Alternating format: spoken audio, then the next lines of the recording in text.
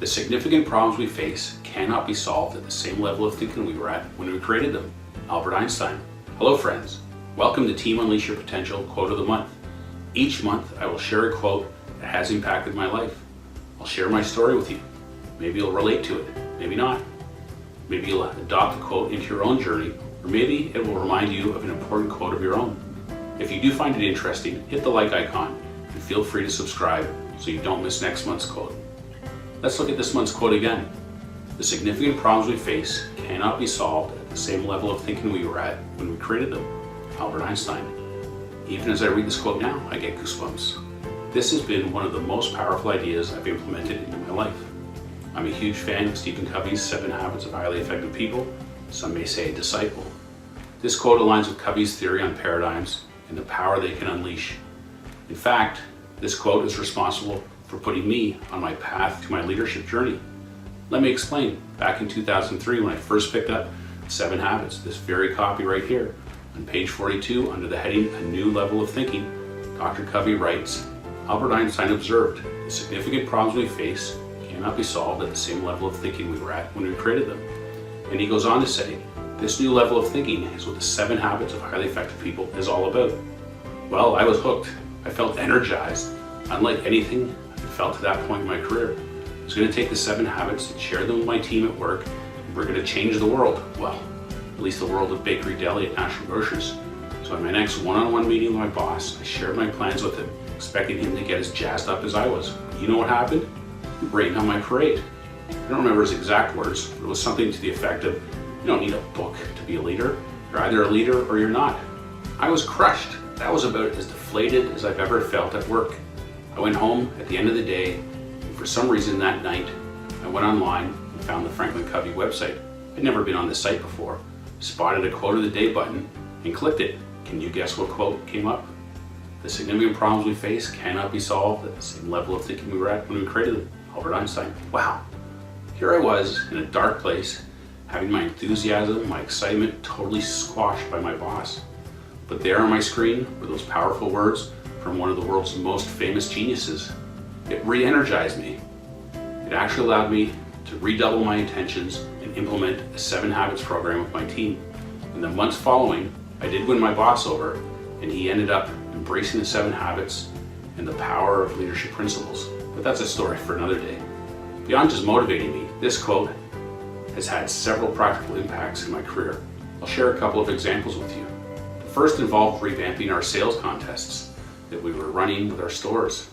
Just for context, I was director of merchandising for Bakery and Deli for a franchise-based retailer with 120 stores across Ontario, ranging from as small as 5,000 square feet up to 65,000 square feet.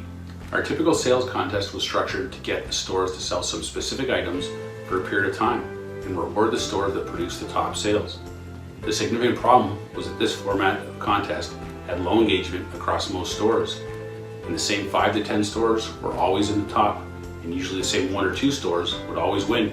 So 90+% of the stores basically said, why bother? We needed a new way of thinking about this. That's where another 7 Habits concept came into play. The concept is the abundance mentality, which states everyone can win.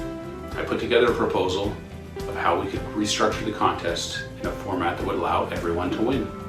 The metric we used was the sales of the focus items as a percentage of the total store sales.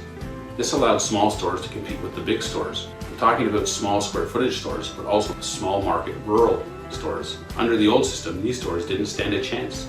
Now they could give the big stores a run for their money, and boy did they.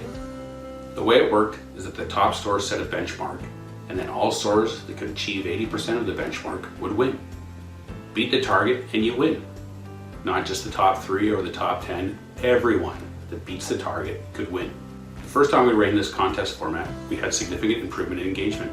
Each subsequent time we ran the contest, the engagement and results took huge leaps forward. There was a paradigm shift across the business. It was amazing. Of course, one of the major objections up front was the possible cost of all these prizes. How can we afford to give everyone a prize? Well, if everyone performs to achieve the target, then the sales and profitability of the program will pay for the additional costs of the prizes. And then some. It was a win-win. Another problem we faced was around execution and communication of our programs across all departments. In our franchise structure, the retailer or franchisee was a bottleneck of communication from the head office to the departments within the store. Also, the operations directors were also bottlenecks. They were accountable for many stores across all departments. Our processes at the time were all over the place. Grocery did things one way, produce another, bakery another, meat another, and so on. Retailers' operations directors could not consume the communication effectively and relay it to their staff. It was a failure of the system, not the people. We needed a new level of thinking about how to communicate in a way that would make execution straightforward and consistent. The solution was something called DMAP. DMAP stands for Department Merchandising Action Plan. Each department at the office would create a weekly DMAP that was the sole communication vehicle for programs and promotions. It was structured in a way that it laid out the execution plan for the week with both text and visuals, and it was consistent across all departments. It became the Bible for promo ordering and planning and communicating ad changes. It was a totally new way of thinking, and it worked like a charm. In fact, a year or so after it was launched at our banner, the entire company's structure changed, and both DMAP and our Drive for Sales contest structure was adopted across the entire business. What is a significant problem you are facing? How are you currently thinking about the problem?